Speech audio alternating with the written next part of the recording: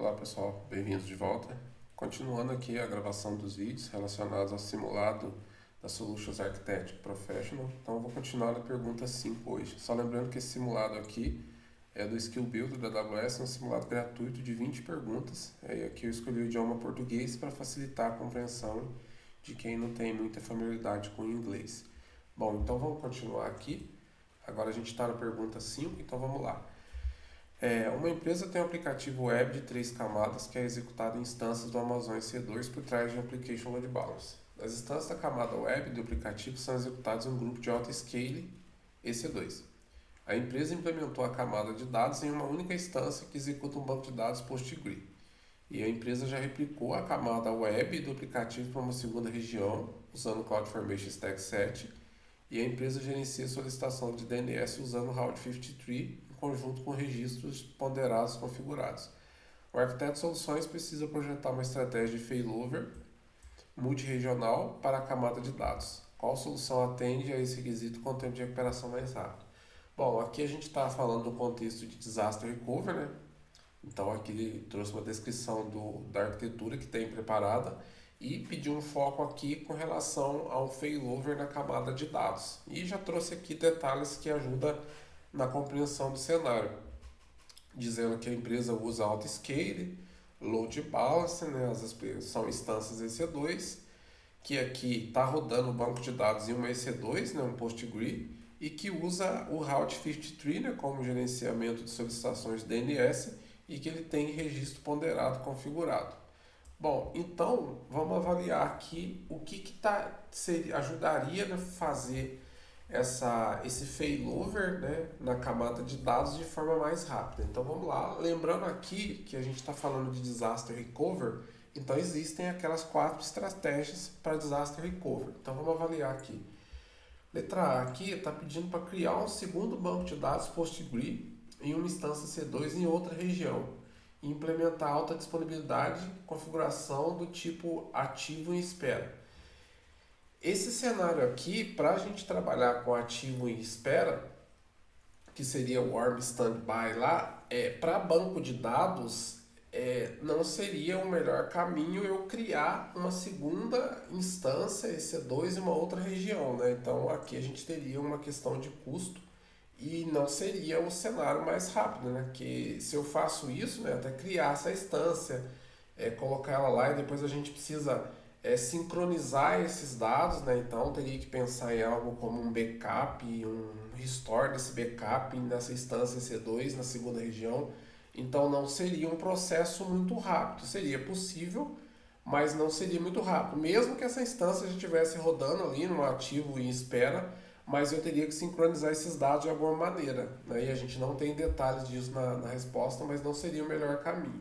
Então por enquanto vamos considerar que ela não atenderia. A segunda aqui, migrar o banco de dados, a letra B, né? Migrar o banco de dados para uma instância do RDS, né? Compatível com o PostgreSQL aqui, e criar uma réplica de leitura em outra região. É um cenário possível, né? Até seria possível. Vamos deixá-la aqui como uma possível resposta, né? A gente teria uma réplica de leitura, mas a gente teria que promover essa réplica de leitura para um banco primário, num caso de um problema, para isso poder funcionar. A questão aqui, nessa opção, é mais com relação a esse failover aqui. Eu não vou ter um processo automático, né? Isso aqui vai ser um processo manual. Eu vou ter que, caso a minha primeira região caia, eu vou ter que fazer isso aqui manual. Vou ter que fazer essa réplica de leitura passar a ser a minha instância primária. Aqui eu tenho de forma assíncrona, né? Os dados seriam replicados para a segunda região. Mas claro que antes eu teria que migrar a minha instância, o meu banco de dados PostgreSQL, que está no meu EC2, para o RDS. E posterior a isso eu criaria a minha réplica de leitura e isso seria sincronizado de forma assíncrona. Eu teria os dados ali com um pequeno delay ali de perda de informação. Mas a mudança de um failover, passando essa réplica para um banco de dados primário, eu teria que fazer de maneira um pouco mais manual. Então não atenderia também a princípio. Vamos deixar como não. A letra C, migrar o banco de dados para o Aurora Global Database, criar um cluster de banco de dados secundário em outra região. Aqui já me parece algo interessante. Porque se eu passo para Aurora, eu vou ter a questão ali de ser um serverless e quando eu crio a tabela global, essa tabela está disponível em todas as regiões, né? Então aqui já teria algo bem mais rápido, né? E eu crio um cluster na segunda região, então isso aqui me parece uma boa solução, né? A tabela global está disponível em todas as regiões, mas vamos deixar como opção possível. E a última, letra D, migrar o banco de dados para uma instância de banco de dados do RDS, né, com PostgreSQL e ativar o multi-AZ. Aqui a gente teria uma solução para tratar um cenário de alta disponibilidade, mas que não atende o que está pedindo na pergunta. Né? Porque se a gente for ver aqui, a gente está falando de uma estratégia de failover multi-região. E aqui a gente apenas tem um cenário de implantação multi-AZ. Traz para mim alta disponibilidade, mas dentro de uma única região, né? Então aqui eu só tenho multi-AZ, né? Não tenho multi-region, então isso aqui não atenderia o meu cenário ali, então isso também não resolveria. Então aqui como melhor resposta fica a questão de criar um cluster, né, no Aurora Database ali, né, e trabalhar com as tabelas globais, né? Que ficaria disponível em todas as regiões, então seria bem mais rápido recuperar aqui num eventual desastre, né, na região que está e a camada de dados já ficaria preparada. Eu poderia criar esse cluster lá na segunda região, onde já está falando aqui que foi criada as instâncias C2 do aplicativo, né? Que está dizendo aqui que ela já foi replicada para uma segunda região usando o CloudFormation. Então eu posso criar o meu cluster lá e minha tabela global vai facilitar bastante. Então, correto aqui a letra C. Vamos seguir para a próxima aqui. Uma empresa usa várias tabelas do Amazon DynamoDB para hospedar dados de 3 aplicativos diferentes. O administrador de segurança gostaria que o administrador de aplicativo pudesse gerenciar somente as permissões das tabelas associadas ao aplicativo específico de cada administrador. Atualmente, os administradores de aplicativo fazem parte do grupo do IAM chamado DynamoDB Admins, que tem permissão para todas as tabelas. A empresa cria tabelas e administradores adicionais para novos aplicativos no futuro. Criará, né? E recentemente, um dos administradores de aplicativo conseguiu criar uma função do IAM que tinha permissão para tabelas não associadas ao seu aplicativo. Né? O administrador de segurança precisa criar uma solução que impeça que o administrador de aplicativo obtenha permissão para tabelas que não estejam associadas aos seus aplicativos. Qual solução atende aos requisitos com menor quantidade de esforço administrativo contínuo? Cenário clássico, né, de gestão de banco de dados aqui do DynamoDB, cenário de segurança também e questão de permissão. Então, a gente tem aqui um cenário onde existem aplicativos que usam tabelas do DynamoDB e a parte de segurança, a gente deu para perceber aqui nos detalhes da questão que ela é dividida. Tem administradores que são responsáveis pelos bancos de dados, né, o DynamoDB ali, e responsáveis pelos aplicativos. Só que a empresa quer que o administrador do aplicativo só tenha acesso à tabela do Dynamo relacionada ao aplicativo dele, né, que o aplicativo dele utiliza. E eles não querem que isso aconteça dele acessar tabelas que não são tabelas que ele está utilizando em algum aplicativo que ele administra. E aqui traz ainda a informação adicional que ele conseguiu, né, com o administrador do aplicativo, estão conseguindo criar a função do IAM que permite acessar outras tabelas, né, talvez até todas, mas aqui está dizendo que tabelas que ele não deveria acessar, não associadas ao aplicativo dele. Então como é que a gente administra isso, né? Impedir que esses administradores criem essas permissões, né, para tabelas que eles não estão associadas aos seus aplicativos, e já pensando que no futuro vai ter mais tabela, vai criar mais e para facilitar isso. Então, o que a gente faz para fazer isso com o menor esforço? Vamos avaliar as opções aqui. Na letra A, cria uma política de limite de permissão com uma declaração para cada administrador que forneça acesso somente à tabela específica. Anexar o limite de permissão a cada usuário. Parece uma questão boa, uma opção bem considerável, né? Que eu vou criar um limite de permissão, ou seja, aquele usuário que tem esse limite de permissão associado, ele só vai conseguir criar até no limite que eu defini. Então ele não vai conseguir passar disso, parece uma boa opção. E fornecer acesso, né, e anexar com uma declaração limitando ele a acessar as tabelas específicas, né?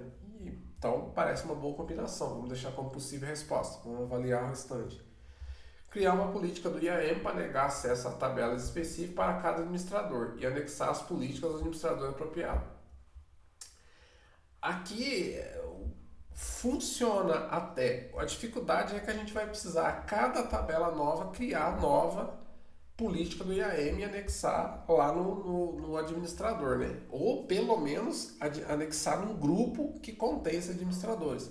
Isso aqui vai dar bastante trabalho, porque toda vez que entrar uma nova tabela, eu vou lá, vou ter que fazer isso mais uma vez. Então eu vou ter um esforço contínuo aqui. Então não reduziria tanto. Então não me parece uma opção adequada. Aqui, de novo, criar uma política de limite de permissão com uma declaração para cada administrador que forneça acesso somente a tabelas do DynamoDB específico. Anexar o limite de permissão ao grupo DynamoDB admins.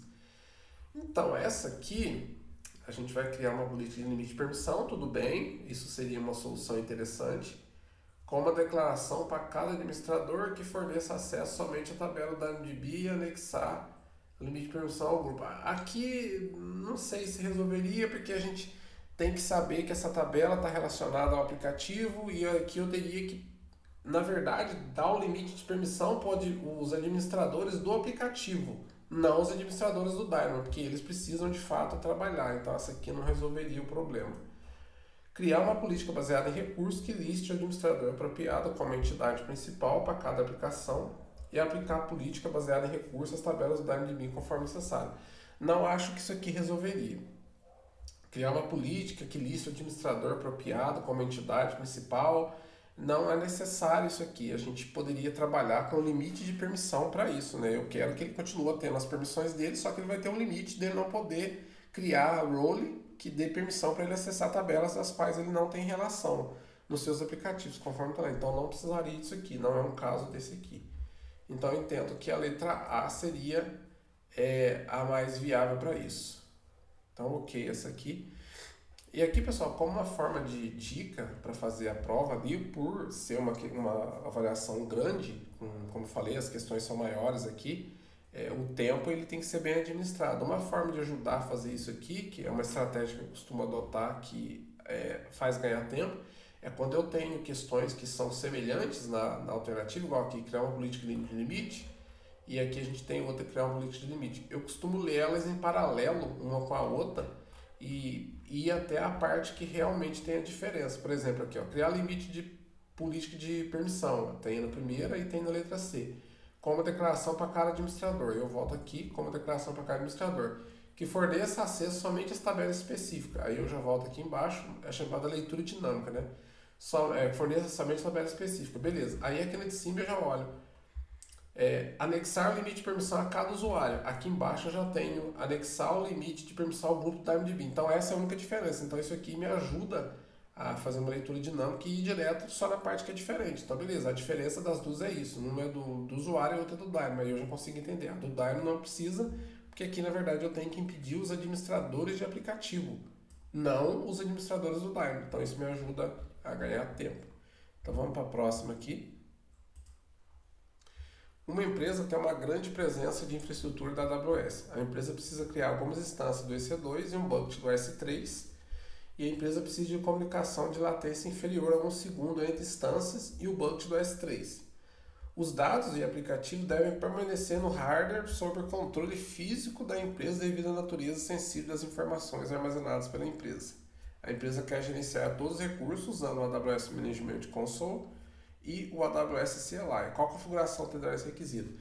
Essa questão, pessoal, aqui a gente tem algumas informações importantes, mas tem um ponto principal dela. Então aqui está falando de infra, só informação complementar, e aqui está falando de instância C2 e bucket, né? As duas precisam se comunicar com latência baixa, né, inferior a 1 segundo, e aqui fala uma coisa muito importante.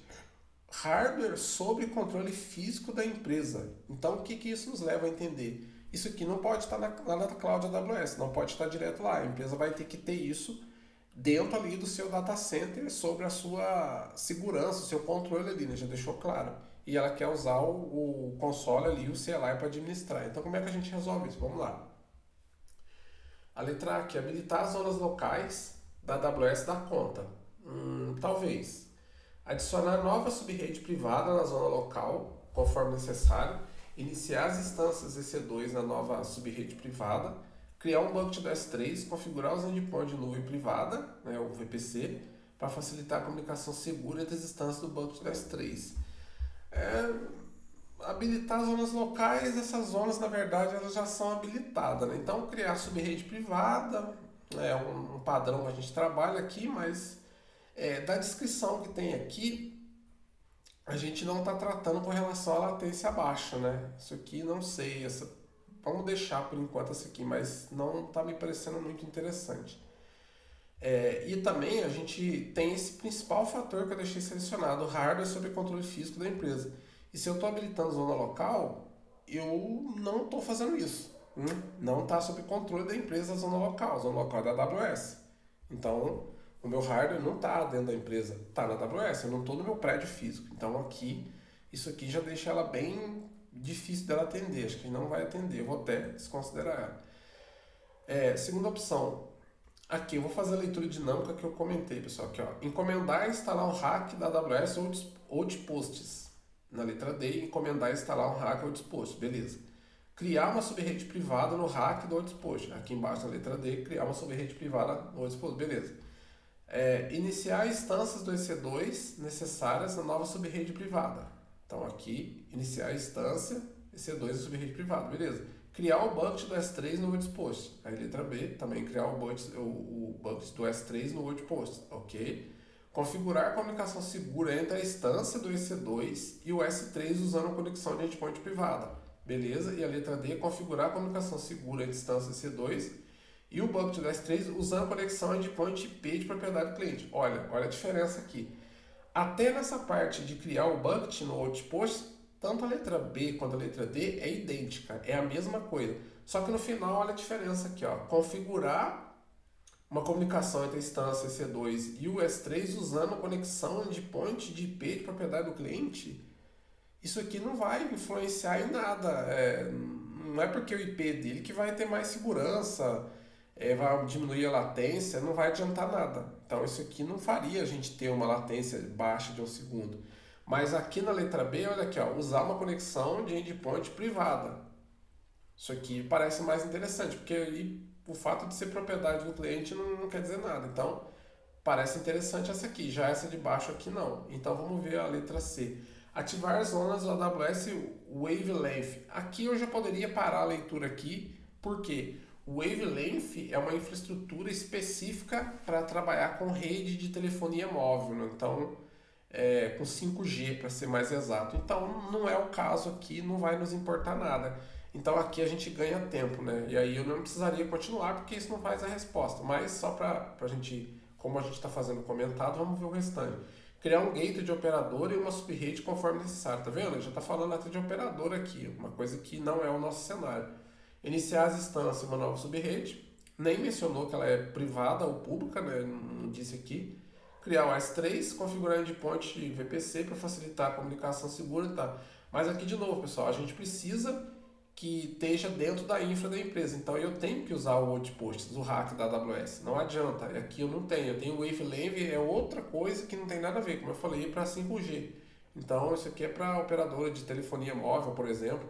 Mas eu não tenho isso aqui dentro da empresa. Então eu teria que usar o Outposts, que é o hack da AWS que ela leva e coloca lá dentro da empresa, junto do data center da empresa, o que ajuda. Então nesse caso aqui, a melhor resposta seria a letra B. Então vamos aqui para mais uma. Uma empresa tem um processo de análise de longa duração que é executado no local. A infraestrutura atual consiste em um cluster de servidores de alto desempenho conectados por meio de uma rede de fibra de baixa latência. Uma grande atualização de hardware está prevista para a infraestrutura atual, que exigirá um grande aumento no orçamento. A empresa está considerando migrar o processo de análise para a AWS. Então, o arquiteto de solução deve recomendar uma solução para replicar a arquitetura on-premise na AWS. Qual solução atenderá esse requisito de maneira mais econômica? Na pergunta, a gente já está falando de economia de custo, né? É mais econômica aqui. Então, vamos avaliar a questão. Se a gente for olhar aqui, a gente tem umas informações importantes. É um processo de longa duração que é executado localmente. Então, é um processo que demora, a gente já percebeu. A infra é um cluster de servidores de alto desempenho e que são conectados por uma fibra de baixa latência. Então, o processo é longo, é demorado e precisa de baixa latência. E aqui vai atualizar a infraestrutura local, né? E quer migrar o processo para a AWS, beleza, e a gente tem que achar a arquitetura mais econômica. Então vamos lá. A gente tem um cluster de instâncias para fazer uma análise de longa duração e com baixa latência. Então, a letra A aqui, a gente cria uma frota de instância C2 e um grupo de colocação de cluster com instância reservada. Parece interessante, resolveria o nosso problema. Vamos avaliar as demais. A gente cria, na letra B, uma frota com um cluster de colocação de instância spot. Parece interessante, também funcionaria. Vamos para a letra C. Criar uma frota de instância C2 e um grupo de colocação de partição com instância reservada. Também funcionaria, né? Vamos ver a próxima. Criar um grupo de instância C2 e um grupo de partição com instância spot. Então, basicamente aqui, pessoal, as 4 opções tecnicamente funcionavam, mas a gente tem que se atentar aos detalhes. Olha aqui em cima. É um processo de análise de longa duração, né? E precisa de baixa latência de rede. Aqui, esse longa duração, como não disse especificamente quanto tempo é esse processo, a gente teria um problema com instância spot. É a mais barata em comparação com instância reservada, só que a spot a gente tem que lembrar que ela pode ser retirada, né? A AWS pode solicitar ela de volta a qualquer momento, porque a instância spot é um recurso que está ocioso e a gente pode contratar, mas ela pode ficar no máximo até 6 horas funcionando. E aí a AWS pode pedir antes, pode pedir depois. Então, se o processo for maior do que 6 horas, a instância spot eu vou perder ela e isso vai ser interrompido. Então, aqui não diz que o processo pode ser interrompido e retomado posteriormente, e não diz a duração de quanto tempo é isso. Então, eu não consigo afirmar que instância spot vai resolver o problema. Então, eu já posso descartar as que são instâncias spot. São as mais econômicas, né, em comparação com a reservada e com a on-demand, mas para esse caso não vai resolver. Então, eu já vou descartar instância spot aqui e vou descartar instância spot aqui. E aí eu fico com 2 cenários basicamente iguais. A diferença é que eu tenho um cluster com um grupo de colocação de cluster, e os 2 casos são instância reservada, né? Porque é um processo de longa duração, não falou quanto tempo, eu posso usar a reservada para poder garantir um desconto maior. E aqui um grupo de colocação de partição.